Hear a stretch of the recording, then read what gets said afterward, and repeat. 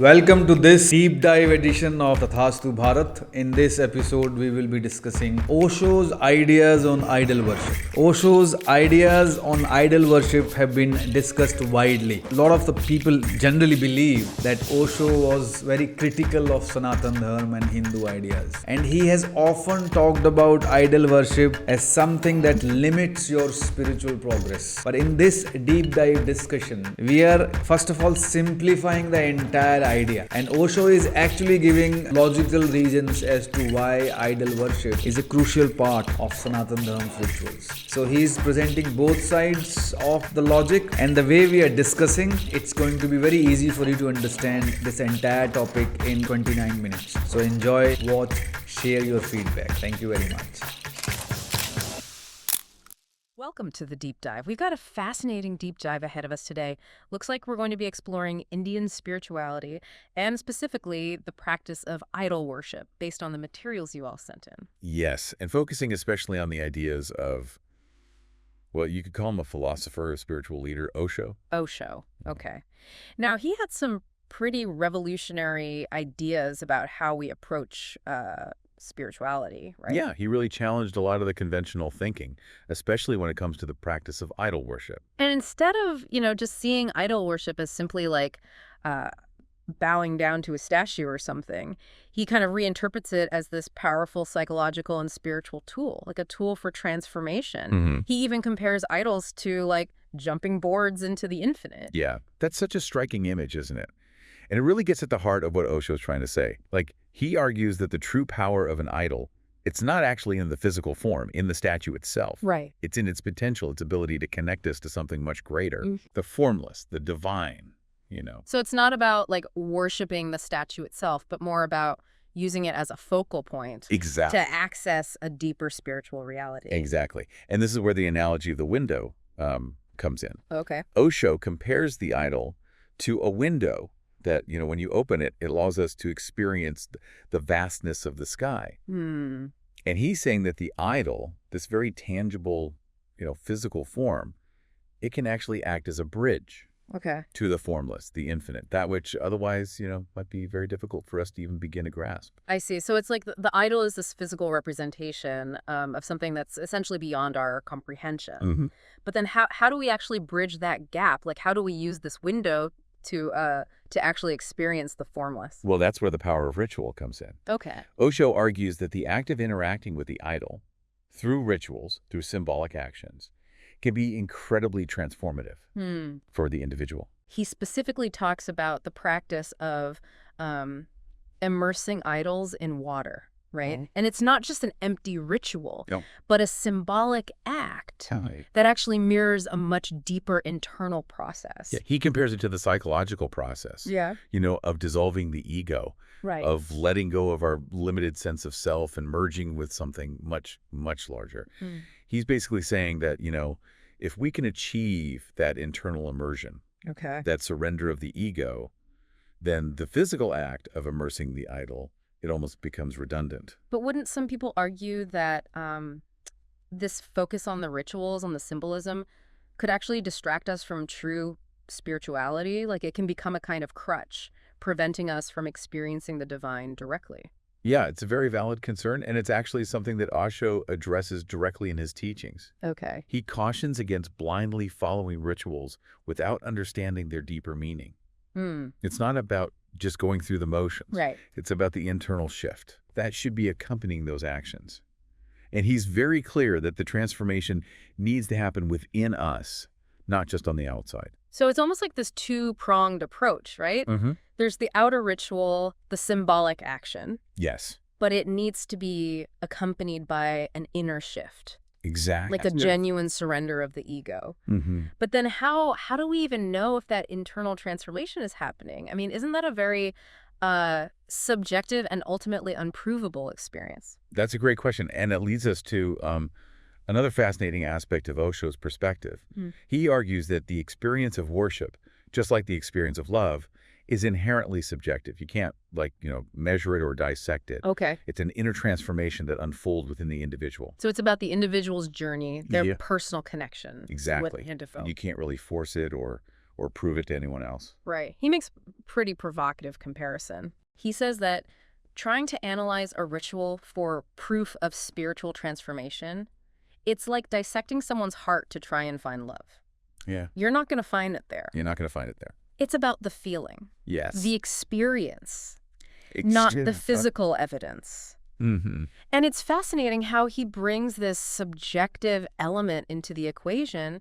You know, it makes you think about all those grand claims that people make about their spiritual experiences. How can you really know what's genuine and what's not? Well, that's where Osho's emphasis on self-awareness and critical thinking comes in. Mm-hmm. He encourages us to question everything, to be discerning. Right. And to not blindly accept anything, even spiritual teachings. Okay, so it's about finding that balance, right? Yeah. Between faith and critical thinking, between surrendering to something greater than ourselves. Yes. But also maintaining that sense of individual responsibility for our own spiritual growth. Exactly.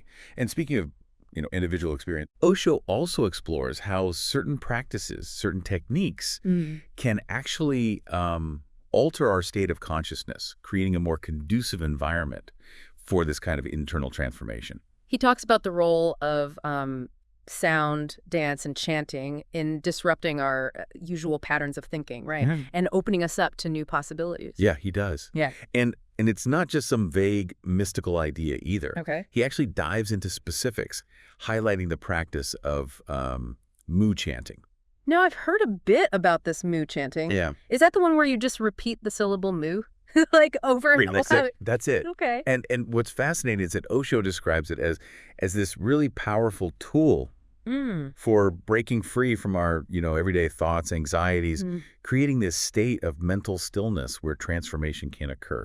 It's almost like hitting the reset button on your mind. That sounds kind of intense. I mean, could you actually drive yourself crazy with all that chanting? Well, that's where it gets interesting, right?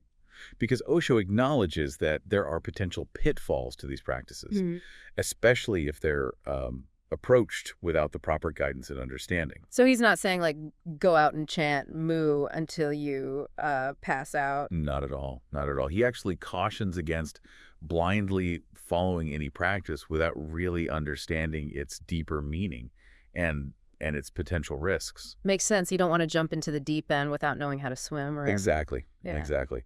But what's fascinating is that Osho doesn't present idol worship as just a purely passive experience. Okay. He emphasizes the active role that we need to play in engaging with these practices and ultimately transcending them. So the idol is a tool, a starting point. Yes. But the real journey is an inward one. That's a great way to put it. Yeah. And it's this inward journey, this process of moving from the form to the formless, right, that really lies at the heart of Osho's teachings. And that's where things get really interesting, right? Because Osho connects this concept of connecting with the formless to some pretty unexpected places, like the world of science and even tribal magic. He does. Yeah. And it's in these unexpected connections, Yeah. where we start to see the depth and the nuance of his thinking.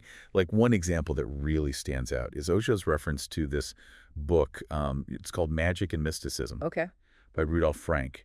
And he details Frank's experiences studying tribal communities and their practices. Wait, tribal magic. Okay, now this is where it gets really interesting. What kind of practices are we talking about? Well, Frank was particularly fascinated by the use of effigies, specifically clay figures that were used in these rituals. Okay, so we're talking about something like voodoo dolls here. Sort of. Yeah. But what's fascinating is that Frank, he spent years observing these rituals and meticulously documenting them.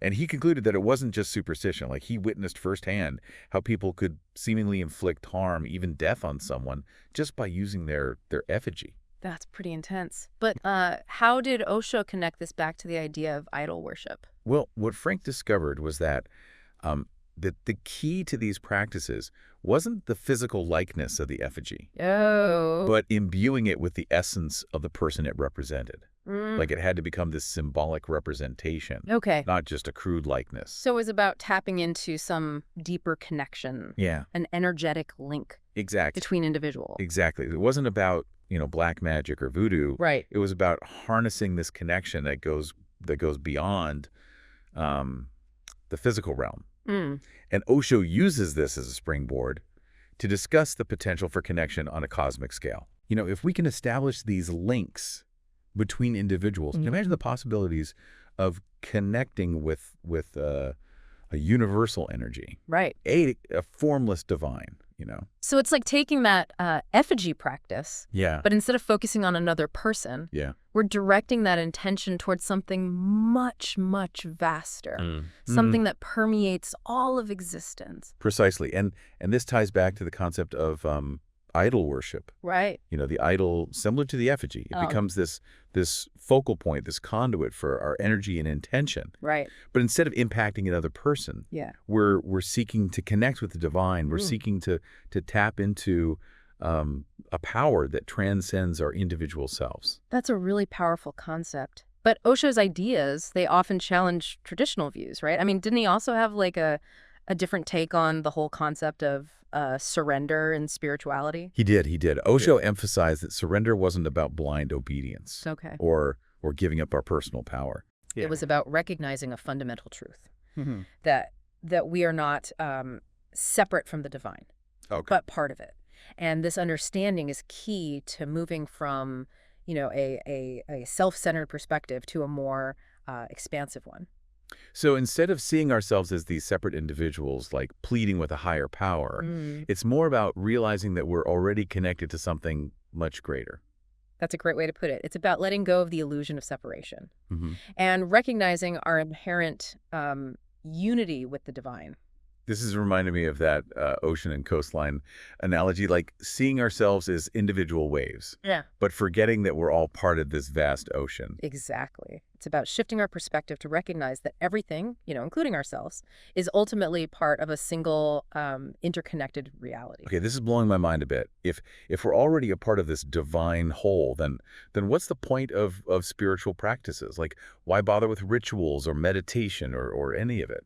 That's a good question. And it's one that that Osho addressed directly. Okay. He argued that even though we are inherently connected to the divine, our everyday awareness is often clouded, by our ego, our thoughts, anxieties. So the practices are like tools to help us clear away the clutter. Yes. And experience that connection more directly. He compared it to polishing a mirror. Okay. The mirror already reflects perfectly. Right. But it needs to be cleaned to reveal its true clarity. So practices like meditation, chanting, even interacting with an idol, these are all ways to polish that mirror of our awareness. That's a great way to think about it. And this leads us to another key aspect of Osho's teachings, the importance of embracing the present moment. I can see how that ties in. If we're caught up in our thoughts and our worries, then we're not really present to experience that connection with the divine that's already there. Exactly. Osho emphasized, letting go of our anxieties about the past and our worries about the future. He argued that true peace and fulfillment can only be found in the here and now. It's like that saying, be here now. That's a good way to summarize it. Yeah. And he even challenged the traditional view of enlightenment as some distant goal to be achieved.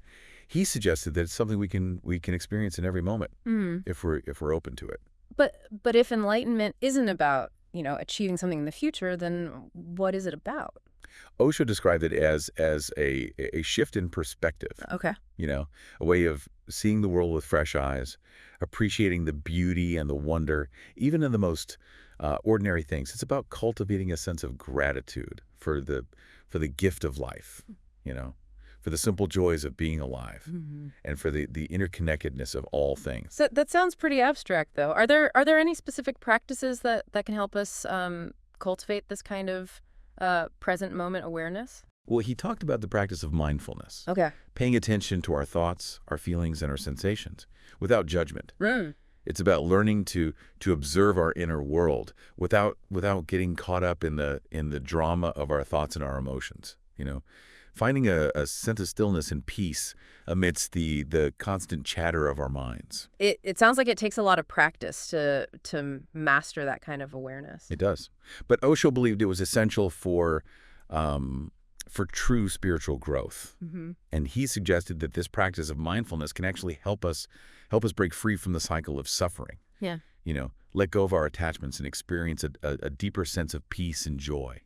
And this is where he brought in another really interesting idea, self-acceptance. Self-acceptance. Okay, how does that fit in?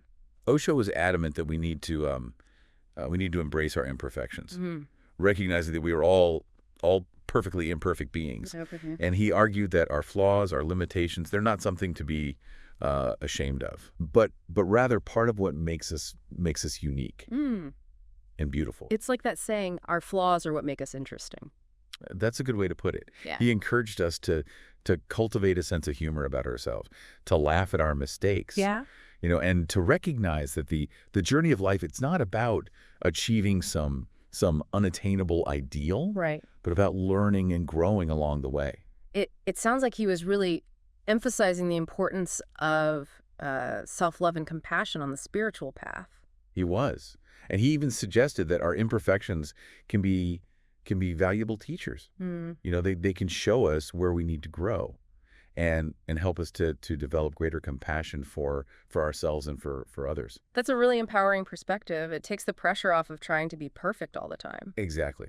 And this leads us back to the practice of idol worship. Okay. Which Osho saw as this tool for personal transformation. It's not about blindly worshiping a statue, but about using that statue as a focal point, right, for cultivating a deeper connection with the divine, both within and without. Osho reminds us that the journey of spiritual transformation, it's not about achieving some distant goal. Right. It's about the process itself. Okay. It's about the daily practice, practice of cultivating awareness, compassion, and connection. So it's about finding those moments of stillness amidst the chaos, moments of joy amidst the suffering, yes, and moments of love amidst the hate. Beautifully said. Osho's teachings really offer us this framework, for living a more meaningful, a more fulfilling life, for finding peace within ourselves and extending that peace to the world around us. And this is where his teachings get really relevant to our modern lives, right? I mean, it's not just about some abstract spiritual concept. It's about how we live our lives, how we interact with the world, how we treat ourselves and others. Exactly. And Osho didn't shy away from the social and cultural implications of spirituality either.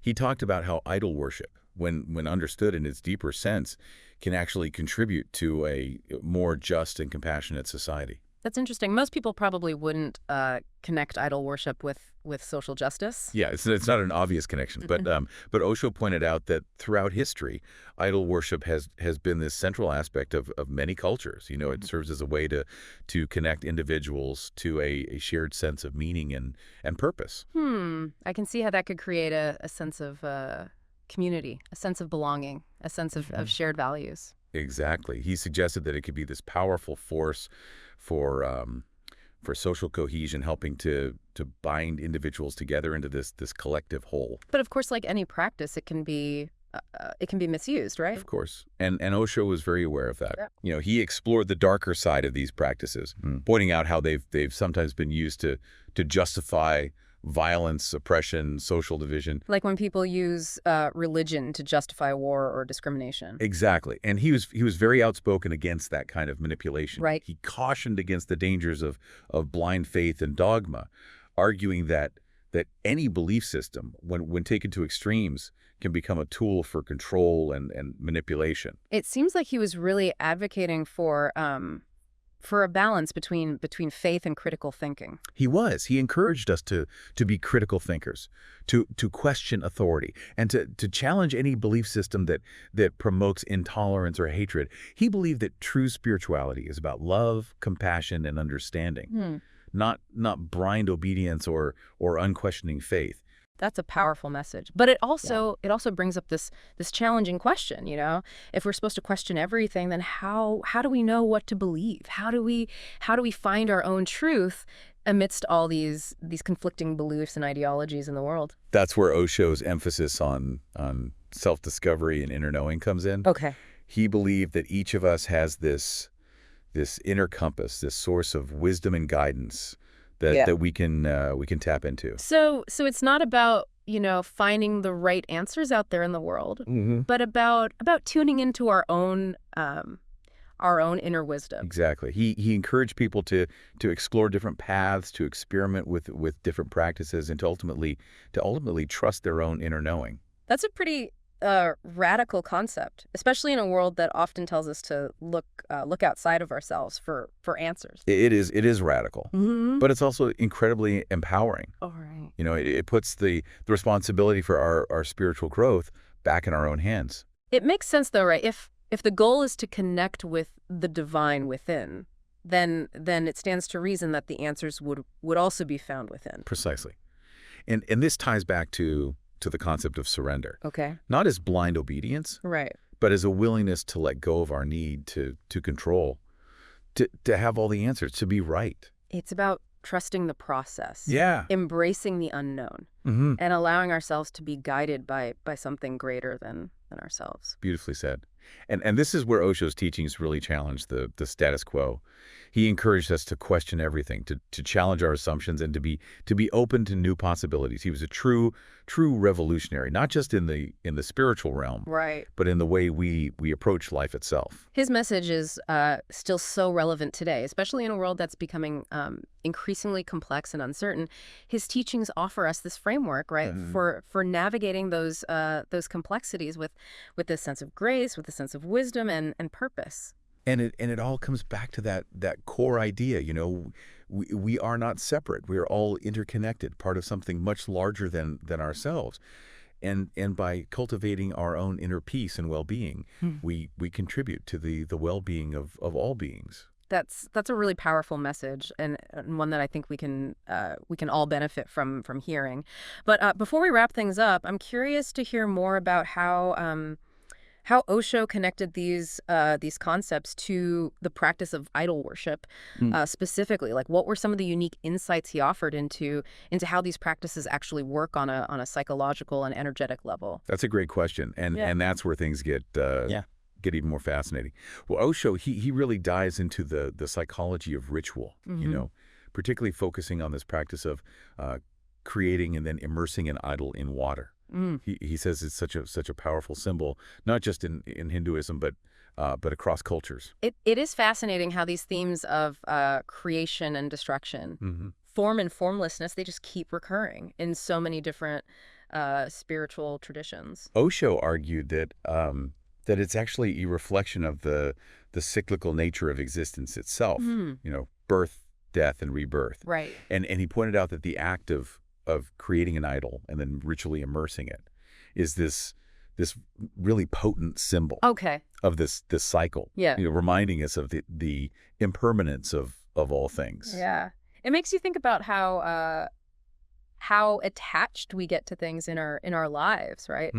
Our possessions, our identities, our beliefs. Yeah. And how those attachments can create suffering when things inevitably change. Yeah, exactly. And Osho suggested that by symbolically letting go of the idol, we're actually practicing letting go of our attachment to the self, the ego, and he connected this back to, you know, what we talked about earlier, that the act of immersing the idol, it ideally happens internally first. Right. So it's about recognizing that that our true essence isn't limited to our physical form or our ego. Right. And this leads to another distinction that Osho makes, one that I find really insightful, which is the difference between worship and prayer.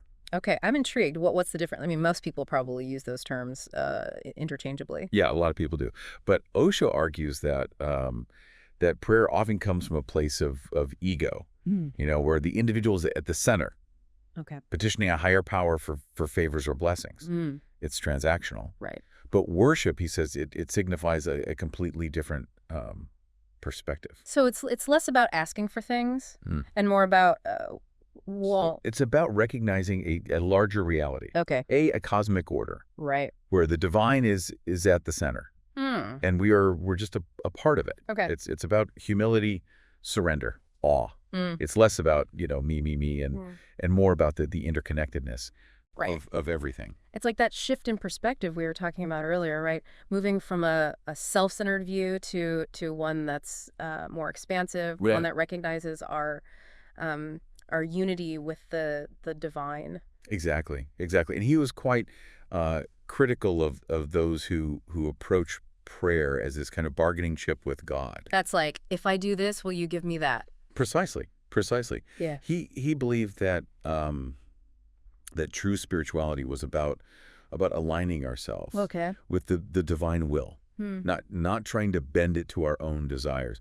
And he connected this back to the ritual of creating and immersing the idol. Okay. He said that if we haven't genuinely engaged in the inner work, of worship, of surrendering our ego, recognizing the divine as the center, right, then the physical act of immersing the idol, it becomes empty, meaningless. It's like going through the motions, without understanding or embodying the deeper meaning behind the ritual.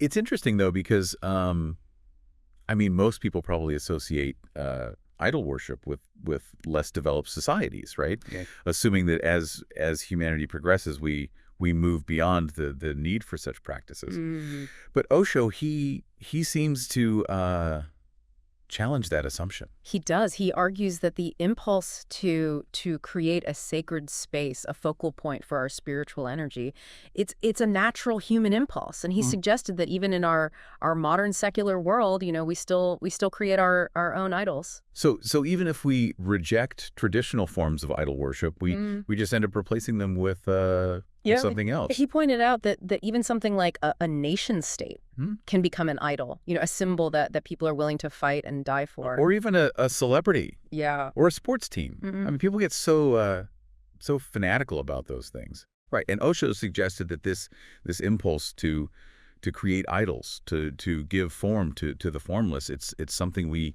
need to be aware of, to question, to understand on a deeper level. So it's not about getting rid of idols altogether, but about being conscious of what we're putting our faith and energy into. Exactly. And this is where his emphasis on critical thinking and self-awareness becomes so important. He encourages us to question our assumptions, to challenge dogma, and to find our own unique path to enlightenment. He didn't want people to blindly follow him or any other teacher. He wanted them to discover their own inner truth. That's incredibly empowering, but it's also a huge responsibility. How do we even know if we're on the right track? Well, that's where Osho talked about the importance of tuning into our intuition, our inner knowing. He suggested that each of us has this inner compass, this source of wisdom that we can access if we quiet our minds and listen. It's like that saying, trust your gut. Exactly. Yeah. And he believed that the practice of meditation, of silencing the mind and connecting with the stillness within, is essential for developing that inner knowing. He also talked about the importance of living in alignment with our values. Yeah. Of acting from a place of love and compassion. So it's not just about what we believe, but about how we live our lives. Precisely.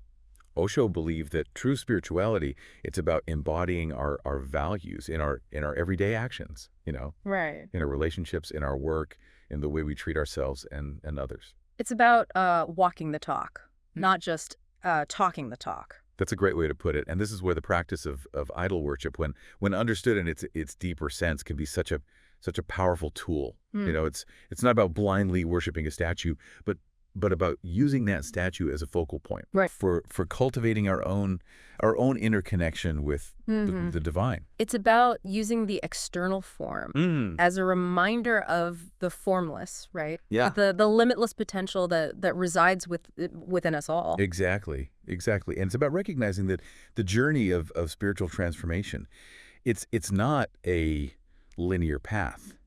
It's a spiral. We keep returning to these core themes, deepening our understanding, right, embodying them more fully, right, in our lives. It's like we're peeling away these layers of conditioning, revealing the truth that was always there. That's a beautiful way to describe it. And Osho's teachings, they offer us so many tools, so many insights to support us on that journey. Well, this has been an incredible deep dive. Osho's perspective on idol worship is so much richer and more nuanced than I ever imagined. It's been a real pleasure exploring these these ideas with you. And I really encourage our listeners to continue to dive deep, to question, to reflect, and to discover their own unique path to a more meaningful and fulfilling life. Beautifully said. And remember, the journey is the destination.